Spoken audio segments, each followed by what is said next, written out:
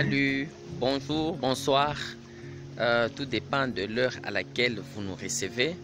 Je suis encore très content et très heureux d'échanger encore avec vous sur un thème qui va motiver, encourager, booster une personne avec un mental toujours l'écolo.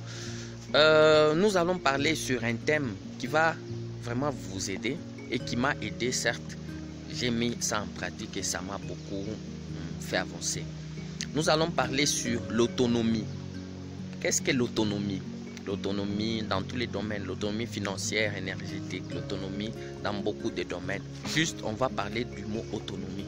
L'autonomie, selon moi, bon, je ne regarde pas dans les définitions des dictionnaires. Selon moi, l'autonomie, c'est cette capacité de pouvoir se suffire, se prendre en charge, assumer soi-même ses propres responsabilités. C'est en quelque sorte comme ça je comprends l'autonomie. Et l'autonomie est très importante dans ce sens que l'autonomie vous donne cette indépendance, cette aisance-là de pouvoir choisir, faire le choix. Certes, c'est une des grands privilèges. C'est un grand privilège que Dieu a donné à toute personne. Cette liberté-là intérieure de pouvoir se prendre en charge.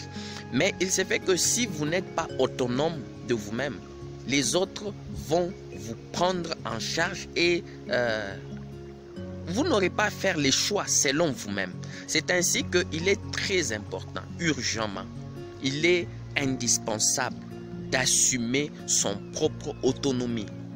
Sa propre autonomie. Cette autonomie qui vous maintient à un stade élevé, tel que vous-même vous êtes en charge de vous-même. Selon la parole de Dieu, la Bible est très claire concernant l'autonomie. Quand nous lisons dans le livre de Jérémie 17, 5 à 6, la Bible dit c'est lui qui compte dans un autre homme, il est maudit. Ça, c'est les paroles bibliques. Il est maudit. C'est que la Bible nous encourage à être autonome, à ne pas compter sur une autre personne. L'unique personne qu'on peut compter, c'est Dieu ou soi-même, puisque Dieu est en nous. C'est-à-dire, on doit compter sur soi-même uniquement et pas compter sur les autres.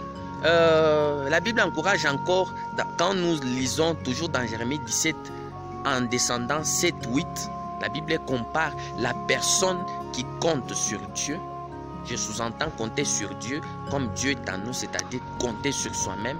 Cette personne est comparable à un arbre planté, c'est-à-dire la personne est stable comptant sur soi-même. C'est pourquoi c'est très important. Je vous encourage vraiment à œuvrer sur l'autonomie, à travailler sur vous-même, à vous prendre en charge.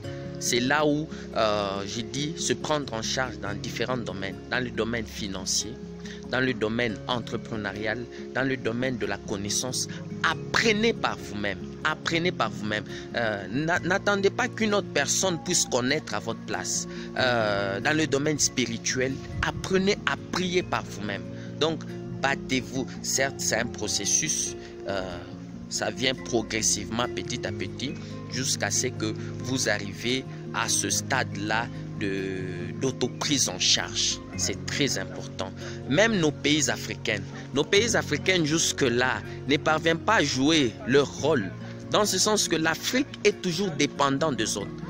En agriculture, en armement, la RDC est en guerre, mais ça a été frappé d'embargo. Vous n'allez pas payer les armes. Pourquoi? Puisqu'on dépend des autres. Donc, les politiques, tout doit commencer dès le bas âge. Dans notre enseignement, on doit nous enseigner à se prendre en charge.